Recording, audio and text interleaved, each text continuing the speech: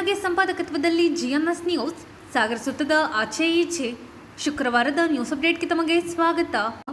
ಮುಖ್ಯಾಂಶಗಳು: ಅರಣ್ಯದಲ್ಲಿ ಸಾಕು ಪ್ರಾಣಿಗಳನ್ನು ಮೇಯಿಸುವಂತಿಲ್ಲ, ಅರಣ್ಯ ಸಚಿವರ ಆದೇಶಕ್ಕೆ ರೈತ ಸಂಘ ಆಕ್ರೋಶ. ಆದೇಶ ಹಿಂಪಡೆಯಲು ಒತ್ತಾಯಿಸಿ ಜುಲೈ 28ರಂದು ಜಾನುವಾರು ಸಹಿತ ಸಾಗರ ನಗರದಲ್ಲಿ ಪ್ರತಿಭಟನೆ.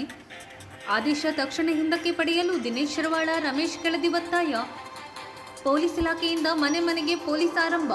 ಸಾಗರದಲ್ಲಿ ಕಾನೂನು ಸುವ್ಯವಸ್ಥೆ ಕಟ್ಟುನಿಟ್ಟಾಗಿ ಪಾಲಿಸಲಾಗುತ್ತಿದೆ ಎಂದ ಗೋಪಾಲಕೃಷ್ಣ ಟಿ ನಾಯ್ಕ್. ಮನೆ ಮನೆ ಪೊಲೀಸ್ ಕಾರ್ಯಕ್ರಮದಲ್ಲಿ ಮೈತ್ರಿ ಪಾಟೀಲ್, ಸವಿತಾ ವಾಸು, ದಿನೇಶ್ ಶರವಾಳ ಅಭಿಪ್ರಾಯ. ಸಹೃದಯ ಬಳಗದಿಂದ ಸೇತುವೆ ಹೋರಾಟಗಾರ ಪ್ರಸನ್ನ ಕೆರೆಕೈಗೆ ಅಭಿನಂದನೆ.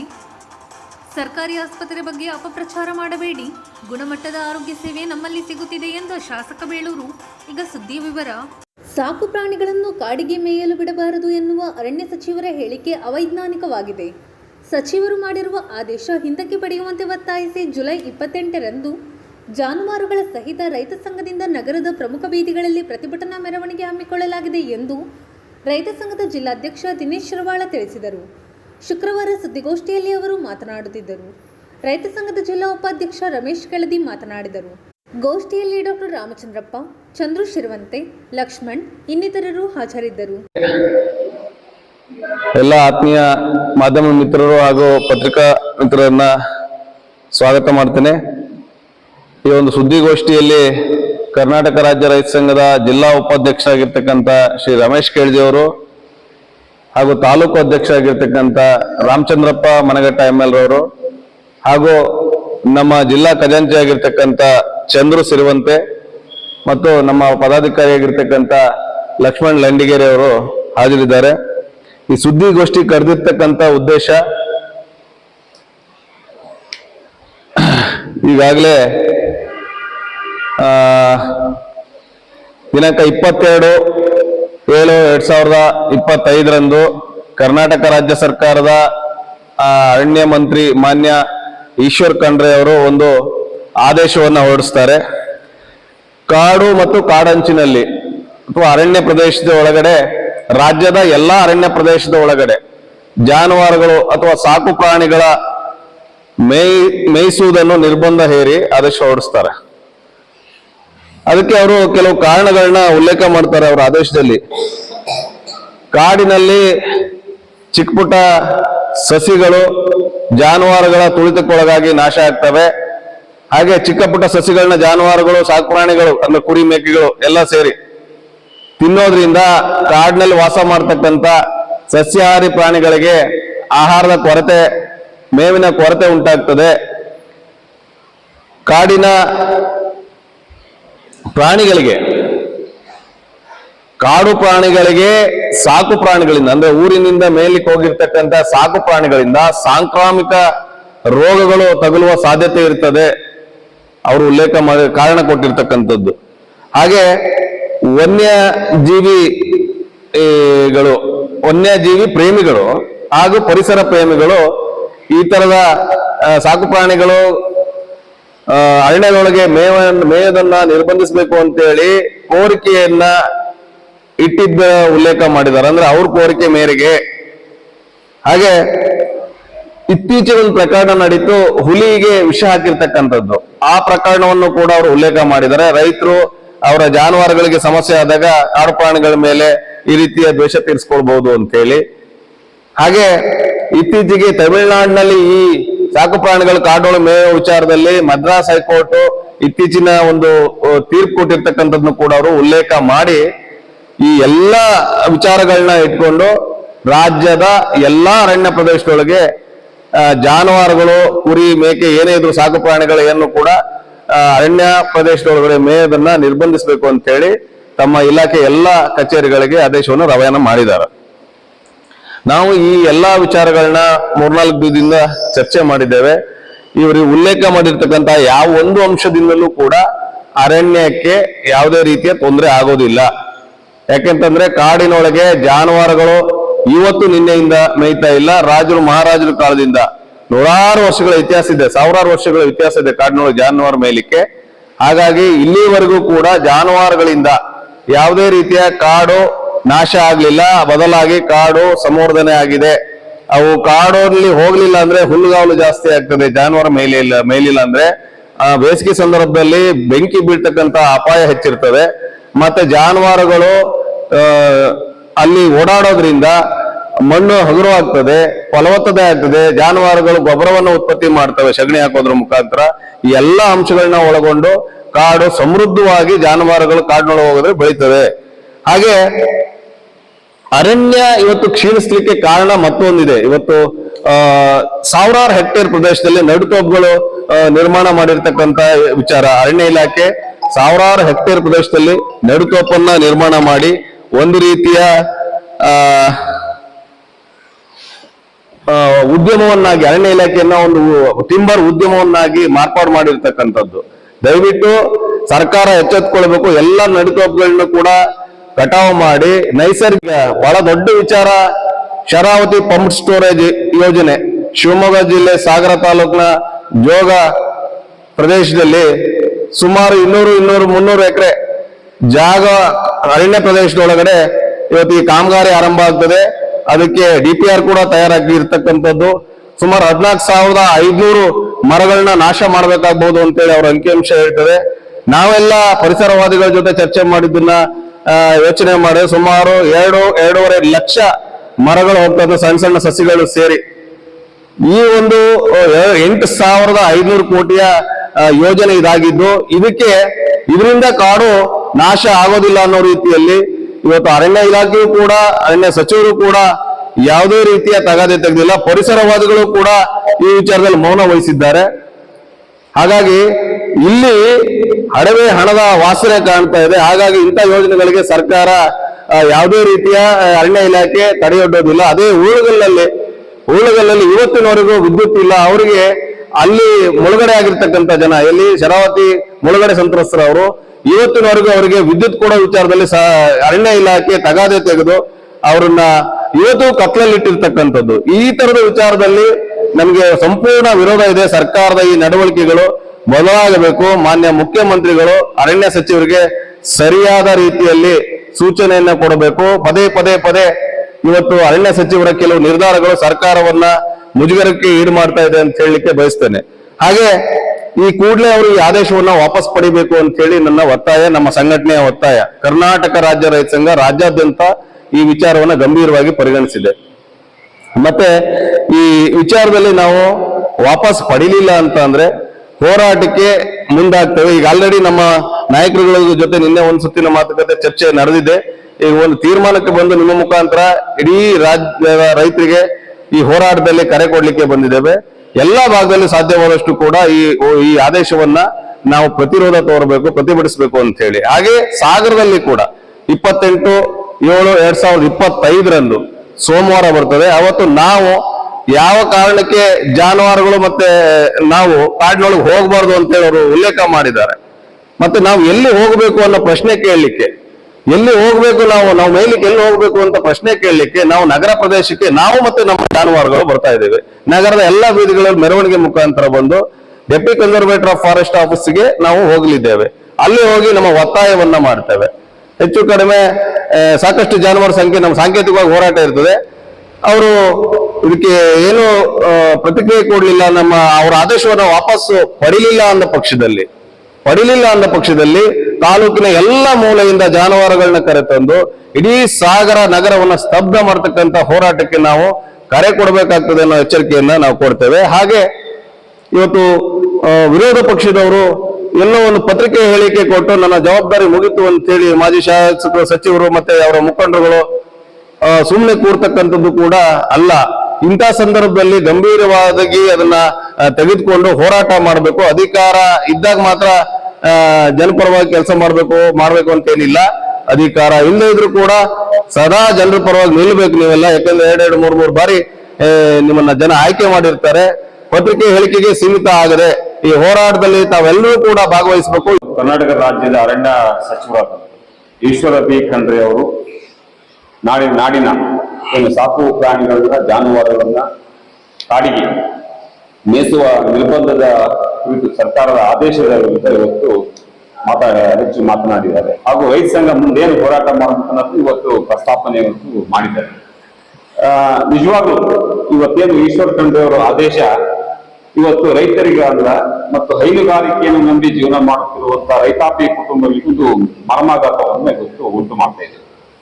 ಯಾಕಂದ್ರೆ ಇವತ್ತು ಮೇವಿನ ಕೊರತೆ ಇವತ್ತು ಹೆಚ್ಚು ಕೊರತೆ ಕಾಣ್ತಿರುವ ಈ ಸಂದರ್ಭದಲ್ಲಿ ಜಾನುವಾರುಗಳನ್ನ ತಾವು ಸಾಕ್ತಿರುವ ಜಾನುವಾರುಗಳನ್ನ ಕಾಡಿಗೆ ಹೋಗಿ ಮೇಯಿಸುವುದನ್ನ ನಿರ್ಬಂಧಿಸಿದ್ದು ಇವತ್ತು ಹೈನುಗಾರಿಕೆ ಮೇಲೆ ಅತ್ಯಂತ ಕೆಟ್ಟ ಪ್ರಭಾವ ಇವತ್ತು ಬೀರುವ ಲಕ್ಷಣಗಳು ಇವತ್ತು ಕಾಣ್ತಾ ಇದೆ. ಇವತ್ತು ಹೈನುಗಾರಿಕೆ ಒಂದು ಹೊರೆ ಆಗಿರುವಾಗ ಜಾನುವಾರುಗಳನ್ನ ಕಾಡಿಗೆ ಮೇಯಿಸುವುದು ತಡೆಗಟ್ಟಿದ್ರೆ ಇವತ್ತು ಒಂದು ಹೈನುಗಾರಿಕೆ ಪ್ರಭಾವ ಬೀರುವ ಸನ್ನಿವೇಶ ಇವತ್ತು ಎದ್ದು ಕಾಣ್ತಾ ಇದೆ. ಮತ್ತು ಕಾಡಿನ ಸಂರಕ್ಷಣೆ ದೃಷ್ಟಿಯಲ್ಲಿ ಈ ವಿವಿಧ ಯೋಜನೆಗಳನ್ನ ಮಾನ್ಯ ಸಚಿವರು ತಗೊಳ್ಬಹುದು.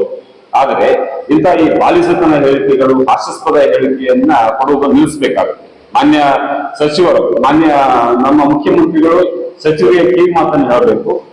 ಹಿಂದೆ 1972ರಲ್ಲಿ ಇಂದಿರಾ ಗಾಂಧಿ ಅವರು 20 ಅಂಶಗಳ ಕಾರ್ಯಕ್ರಮದಲ್ಲಿ ಅರಣ್ಯ ಸಂರಕ್ಷಣೆ ಬಗ್ಗೆ ಹೆಚ್ಚಿನ ಒತ್ತನ್ನು ಕೊಟ್ಟರು.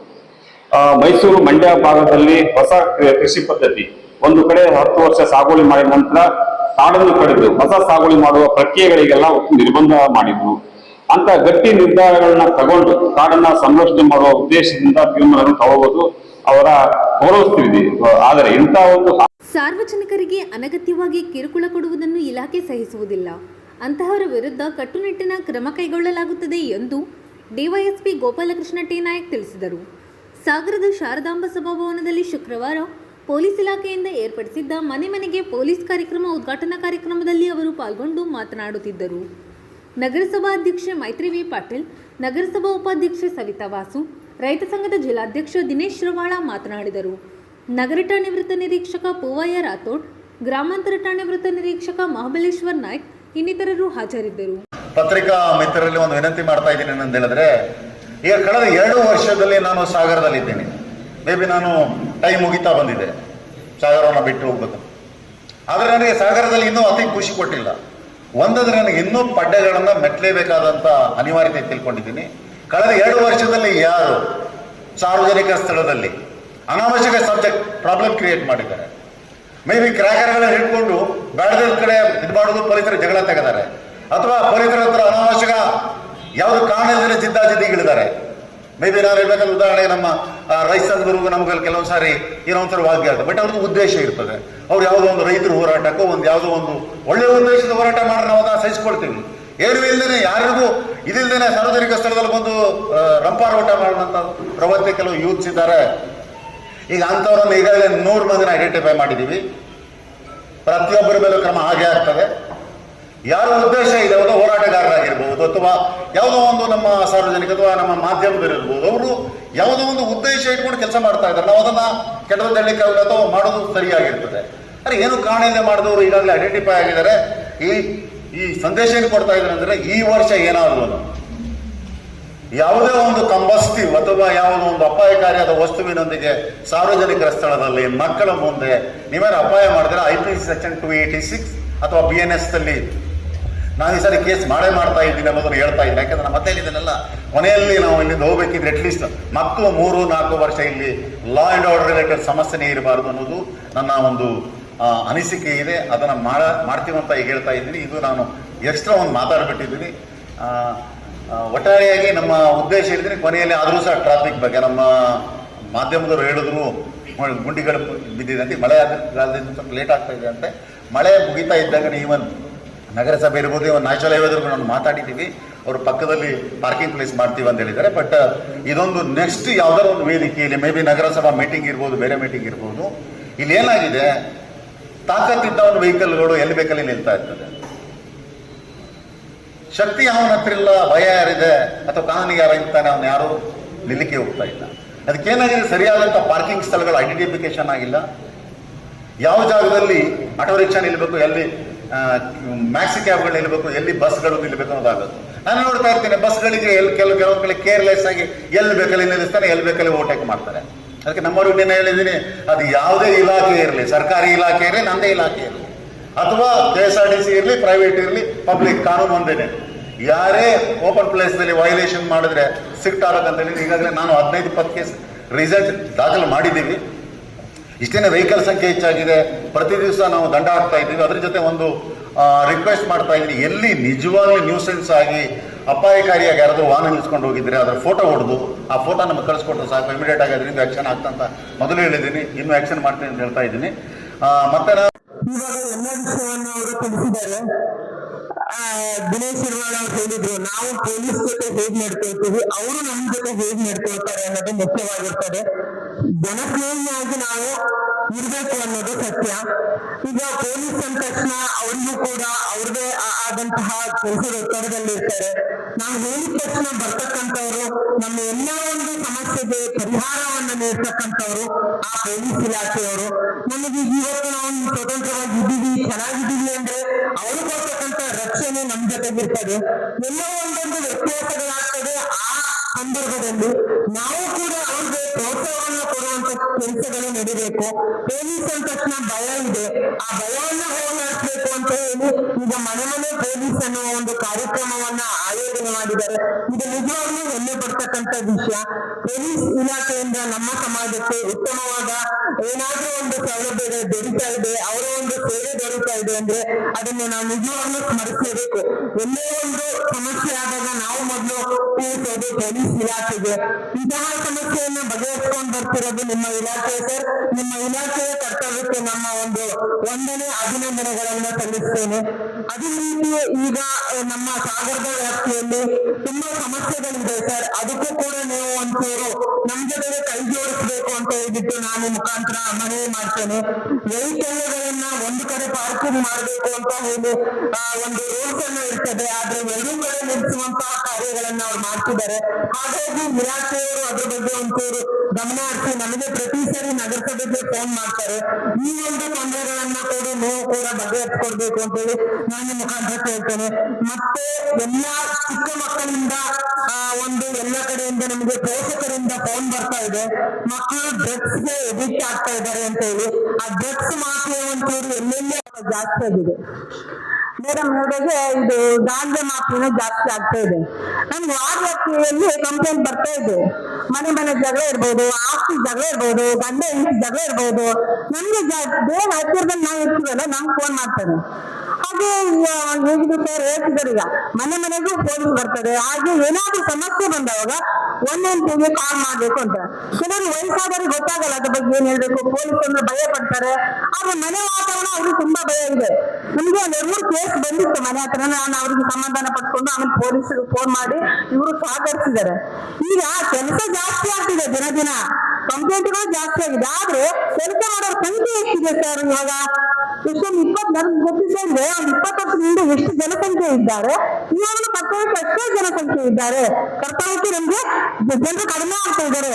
ಈಗ ನೋಡಿ ಟ್ರಾಫಿಕ್ ಕೆಲವು ಇಲಾಖೆಯ ಏನು ಯೋಜನೆಗಳಿರ್ತವೆ ಅದನ್ನ ಸದ್ಬಳಕೆ ಮಾಡಿಕೊಳ್ಳುವ ಮಾನಸಿಕತೆಯನ್ನ ಬೆಳೆಸ್ಕೋಬೇಕಾಗ್ತದೆ. ಅದೆಷ್ಟೋ ಒಳ್ಳೊಳ್ಳೆ ಯೋಜನೆಗಳು ನಾವು ಬಳಕೆ ಮಾಡ್ಕೊಳ್ಳದೆ ನೇಪಥ್ಯಕ್ಕೆ ಸರಿದಿದ್ದಾವೆ ಅನೇಕ ಇಲಾಖೆಯಲ್ಲಿ. ಹಾಗೆ ಇದು ಆಗಬಾರ್ದು. ಮನೆ ಮನೆಗೂ ಪೊಲೀಸು, ಮನೆ ಮನೆಯಲ್ಲೂ ಪೊಲೀಸ್. ನಾವು ಯೂನಿಫಾರ್ಮ್ ಹಾಕ್ತೇನೂ ಕೂಡ ಪೊಲೀಸರಾಗಿ ಕರ್ತವ್ಯ ನಿರ್ವಹಿಸಬೇಕು. ಅವರಿಗೆ ಅನೇಕ ಸಂದರ್ಭದಲ್ಲಿ ಸಹಕಾರವನ್ನ ಕೊಡಬೇಕಾಗ್ತದೆ. ನಾನಂತೂ ಅತಿ ಹೆಚ್ಚು ಗೌರವಿಸ್ತಕ್ಕಂಥದ್ದು ಪೊಲೀಸ್. ನನ್ನ ಆಸೆ ಪೊಲೀಸ್ ಸಬ್ ಇನ್ಸ್ಪೆಕ್ಟರ್ ಆಗೋದು ಅಂತ ಹೇಳಿ.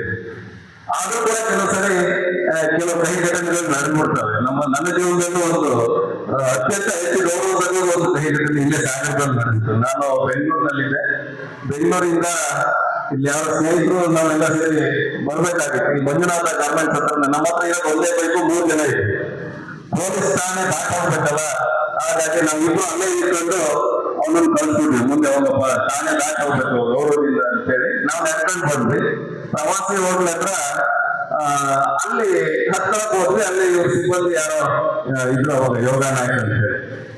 ಅವರು ನನ್ನ ಮಗಳ 24 ಜನ ಹಾಕೋರು ಅಂತ ಏನೋ ಹೇಳ್ಬೇಕು. ನಮ್ಗೆ ಎಲ್ಲಿ ಸಿಕ್ಕ ಏಜ್ ಅವಾಗ ಎಲ್ಲಿ ಸರ್ ನಾವು ಬೈಕೆ ಸ್ಟಾರ್ಟ್ ಮಾಡಿಲ್ಲ ಅಂತೇಳಿ ನಮ್ದು ಅವಾಗ ಕ್ಲಾಸ್ ಆಯ್ತು. ಅವ್ರು ಯಾಕಷ್ಟು ಬೇಗ ಇದು ಮಾಡಿದ್ರು ಸವಿಸ್ಬಿಟ್ಟು ನಮ್ಗೆ. ಅಂಬಾರಗೋಡ್ಲು ಕಳಸವಳ್ಳಿ ಸೇತುವೆ ಹಿನ್ನೀರು ಭಾಗದ ಕನಸು ನನಸಾದ ಕ್ಷಣ ಅತ್ಯಂತ ಸಂತೋಷ ತಂದಿತ್ತು ಎಂದು ಸೇತುವೆ ಹೋರಾಟಗಾರ ಪ್ರಸನ್ನ ಕೆರೆಕೈ ತಿಳಿಸಿದರು. ಸಾಗರದ ಅಂಬಾರಗೋಡ್ಲು ಕಳಸವಳ್ಳಿ ಶ್ರೀ ಸಿಗಂದೂರು ಚೌಡೇಶ್ವರಿ ಸೇತುವೆ ಮೇಲ್ಭಾಗದಲ್ಲಿ ಶನಿವಾರ ಸಹೃದಯ ಬಳಗದ ವತಿಯಿಂದ ನೀಡಲಾದ ಅಭಿನಂದನೆ ಸ್ವೀಕರಿಸಿ ಅವರು ಮಾತನಾಡುತ್ತಿದ್ದರು. ತುಮರಿ ಗ್ರಾಮ ಪಂಚಾಯಿತಿ ಸದಸ್ಯ ಶ್ರೀನಿವಾಸ್ ಗದ್ದಿಮನೆ ಮಾತನಾಡಿದರು. ಸಹೃದಯ ಬಳಗದ ಅಧ್ಯಕ್ಷ ಜಿ ನಾಗೇಶ್ ಕಾರ್ಯಕ್ರಮದ ಅಧ್ಯಕ್ಷತೆ ವಹಿಸಿದ್ದರು. ಈ ಸಂದರ್ಭದಲ್ಲಿ H G. Subrahmanya Bhat, doctor Keladi Venkatesh Jois, S. Basavaraj, Satish R, Srinath, Raju Madivala, Girish Raikar, Rajendra Avinahalli, B D. Ravikumar, G H. Shivayogi ಇನ್ನಿತರರು ಹಾಜರಿದ್ದರು. ಲೋಕೇಶ್ ಕುಮಾರ್ ಸ್ವಾಗತಿಸಿದರು. ಸಂತೋಷ್ ಶೇಟ್ ವಂದಿಸಿದರು. ವಿ.ಟಿ. ಸ್ವಾಮಿ ಕಾರ್ಯಕ್ರಮ ನಿರೂಪಿಸಿದರು. ಮಾಡಿರುವ ಒಂದು ಗೌರವವನ್ನು ಅತ್ಯಂತ ಕೃತಜ್ಞತೆಯಿಂದ ನಮ್ಮೂರಿನ ಜನರ ಪರವಾಗಿ ಹೋರಾಟದಲ್ಲಿ ಯಾರೆಲ್ಲ ಭಾಗವಹಿಸಿದ್ರು ಅವರೆಲ್ಲರ ಪರವಾಗಿ ನಾನು ಸ್ವೀಕಾರವನ್ನು ಮಾಡಿದ್ದೇನೆ. ಕಳೆದ ಒಂದು 70 ವರ್ಷದ ಅತ್ಯಂತ ಕಷ್ಟ ಒಂದು ಇಚ್ಛಾಶಕ್ತಿಯ ಪ್ರಕಟೀಕರಣ ಹಾಗೂ ನಿರಂತರವಾದಂಥ ಫಾಲೋಅಪ್ನಿಂದ ಇವತ್ತು ನನಗೆ ಸಾಕಾರಗೊಂಡಿದೆ. ಈ ಸಂದರ್ಭದಲ್ಲಿ ಮಾನ್ಯ ಯಡಿಯೂರಪ್ಪನವರನ್ನು, ಬಿ.ವೈ. ರಾಘವೇಂದ್ರ ಅವರನ್ನು, ಕೇಂದ್ರದ ನರೇಂದ್ರ ಮೋದಿ ಅವರ ಸರ್ಕಾರವನ್ನು, ಗಡ್ಕರಿ ಅವರನ್ನು ಈ ಒಂದು ಪ್ರಾಜೆಕ್ಟಿಗೆ ಪ್ರತ್ಯಕ್ಷವಾಗಿ ಪರೋಕ್ಷವಾಗಿ ಕಾಲಾನುಕಾಲಕ್ಕೆ ಸಲಹೆ ಸೂಚನೆ ಮಾರ್ಗದರ್ಶನ ಸಹಾಯ ಮಾಡಿರ್ತಕ್ಕಂಥ ನಮ್ಮೆಲ್ಲ ಪಕ್ಷದ ನಾಯಕರನ್ನು, ಪತ್ರಕರ್ತರನ್ನು, ಹೋರಾಟದಲ್ಲಿ ಪಾಲ್ಗೊಂಡಿದ್ದವರನ್ನು, ಸಾಗರ ತಾಲೂಕಿನಲ್ಲಿ ಯಾವತ್ತೂ ಈ ಒಂದು ಒಳ್ಳೆಯ ಕೆಲಸಕ್ಕೆ ಬೆಂಬಲ ನೀಡಿರ್ತಕ್ಕಂಥ ಎಲ್ಲ ಸಹೃದಯರನ್ನು ಅತ್ಯಂತ ಕೃತಜ್ಞತೆಯಿಂದ ಈ ಸಂದರ್ಭದಲ್ಲಿ ನೆನಪು ಮಾಡ್ಕೊಳ್ತೀನಿ. ಎಲ್ರಿಗೂ ಧನ್ಯವಾದ. ಒಳ್ಳೆ ಕೆಲಸ ಮಾಡೋಣ. ನೀವು ಮಾಡಿರೋ ಅಂಥ ಈ ಸನ್ಮಾನಕ್ಕೆ ಅತ್ಯಂತ ಆಭಾರವನ್ನು ಈ ಸಂದರ್ಭದಲ್ಲಿ ನಾನು ನಮ್ಮ ಜೀವಿತಾವಧಿಯಲ್ಲಿ ಇಂಥ ಒಂದು ದೊಡ್ಡದಾದಂಥ ಒಂದು ಸೇತುವೆಯನ್ನು ನೋಡ್ತೀವಿ ಈ ಭಾಗದಲ್ಲಿ ಅಂತೇಳಿ ನೆನೆಸ್ಕೊಂಡಿರಲಿಲ್ಲ. ತುಂಬ ಸಂತೋಷ ಆಗ್ತಾಯಿದೆ. ಇವತ್ತು ಅಂಥ ಒಂದು ಸೇತುವೆ ಮೇಲೆ ನಿಂತ್ಕೊಂಡು ನಾವು ಮಾತಾಡ್ತಾ ಇದ್ದೀವಿ.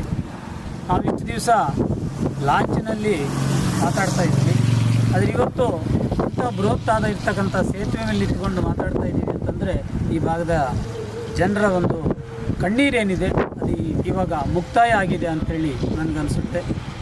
ಈ ಹಿನ್ನೆಲೆಯಲ್ಲಿ ಈ ಒಂದು ಹೋರಾಟದಲ್ಲಿ ತಮ್ಮ ಸಂಪೂರ್ಣವಾದ ತನುಮನ ಧನಗಳ ಸಹಕಾರವನ್ನು ಒತ್ತೆ ಇಟ್ಟು ಅವರು ಪ್ರಸನ್ನ ಕೆರೆಕೈ ಅವರು ಕೆಲಸ ಮಾಡಿದ್ದಾರೆ.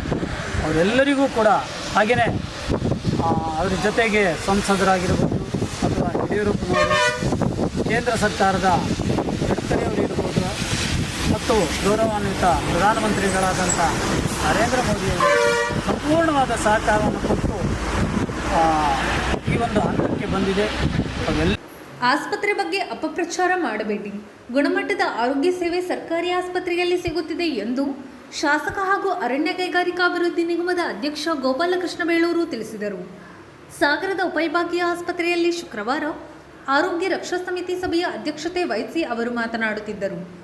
ಉಪವಿಭಾಗಾಧಿಕಾರಿ Veeresh Kumar, civil surgeon doctor Suresh, doctor Sangam, doctor Nagendrappa, doctor Shantala, doctor Vikram, ಆರೋಗ್ಯ ರಕ್ಷಾ ಸಮಿತಿ ಸದಸ್ಯರು ಹಾಜರಿದ್ದರು. ಸರ್ಕಾರ ಈಗಾಗಲೇ ನಮ್ಮ ಕಮಿಷನರಿಂದ ಪ್ರಧಾನ ಕಾರ್ಯದರ್ಶಿಗಳು ಈಗಾಗಲೇ ಅಪ್ಡೇಟಿಗೆ ಬಂದಿದ್ದಾರೆ. ಅದು ಸಂಪುಟ ಸಭೆ ಬರಬೇಕು. ಅದು ಬಂದ ನಂತರ ಅದು ಕ್ಲಿಯರ್ ಆಗುತ್ತೆ. ಅದಾಗುತ್ತೆ 100% ಈಗ ಎಲ್ಲ ರೆಡಿಯಾಗಿದೆ.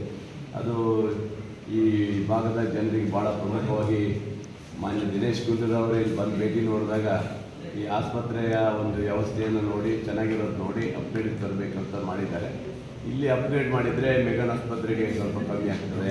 ಹೀಗೆ ಅದಕ್ಕೋಸ್ಕರ ಅವರು ಪ್ರಯತ್ನ ಪಟ್ಟಿದ್ದಾರೆ. ಅದಾಗುತ್ತೆ, ಗೌರವ ಸರ್. 4 ಜನ ಸ್ಟಾಫ್ ನರ್ಸಲ್ಲಿ 3 ಜನ ಅಷ್ಟೇ ಬಂದಿದ್ದಾರೆ ಸರ್. ಏನು ಉಳಿದವರು ಬಂದು ಇಲ್ಲ, ಏನಾಗುತ್ತೆ ಈಗ ಕೆಲವೊಂದು ಗೌರ್ಮೆಂಟ್ ಇದರಲ್ಲಿ ನಿಮ್ಗೆ ಗೊತ್ತಿದೆ. ಈಗ ಎಲ್ಲ ನಮ್ಮ ಡಿಪಾರ್ಟ್ಮೆಂಟಲ್ಲೂ ಸಹ ನೌಕರರುಗಳು ಅರ್ಧ ಇರೋಲ್ಲ. ಹಾಗೆ ಎಲ್ಲ ಕಡೆಯೂ ಪ್ರಾಬ್ಲಮ್ ಇದ್ದೇ ಇರುತ್ತೆ. ಈಗ ತೊಗೊಳ್ಬೇಕಾದ್ರೆ ಕಷ್ಟ ಇರುತ್ತೆ. ಅದು ಕಾಲ್ ಮಾಡಬೇಕು, ಅವರೇ ತೊಗೊಳ್ಬೇಕಾಗುತ್ತೆ. ಆದರೂ ಸಹ ನಮ್ಗೆ ಒತ್ತಡ ಏನಂತ ಹೇಳಿದರೆ ನಮಗೆ ಹೊರಗಡೆಯಿಂದ ಬರೋದು ಜಾಸ್ತಿ ಆಗಿದೆ. ನಮ್ಮ ಸಾಗರ ತಾಲೂಕುಗಳಾದರೆ ನಮಗೆ ಸಮಸ್ಯೆ ಇಲ್ಲ, ಇಷ್ಟೇ ಜನ ಬೇಕಾದಷ್ಟು ಆಯಿತು. ಇಲ್ಲಿ ಬರ್ತಾ ಇರೋದು ಏನಂದರೆ ನಮ್ಮ ಹೊರಗಡೆ ತಾಲೂಕರಿಗೆ ಸಿದ್ದಾಪುರದವ್ರು ಎಷ್ಟು ಜನ ಬರ್ತಾರೆ ಲೀಸ್ಟ್ ಕೊಡ್ತೀವಿ, ಶಿಕಾರಿಪುರದವ್ರು ಎಷ್ಟು ಜನ ಬರ್ತಾರೆ, ಸೊರಬದವ್ರು ಎಷ್ಟು ಜನ ಬರ್ತಾರೆ ಲೀಸ್ಟ್ ಕೊಡ್ತಾರೆ. ಹಾಗೆ ಶಿವಮೊಗ್ಗ ರೂರಲ್ಲವರು ಬರ್ತಾರೆ ನಡುವೆ. ಅಂದರೆ ಆಸ್ಪತ್ರೆ ಚೆನ್ನಾಗಿದೆ ಅಂದರೆ ನೋಡ್ಕೊಂಡು ಬರೋಂಥ ಪರಿಸ್ಥಿತಿ ಇದೆ.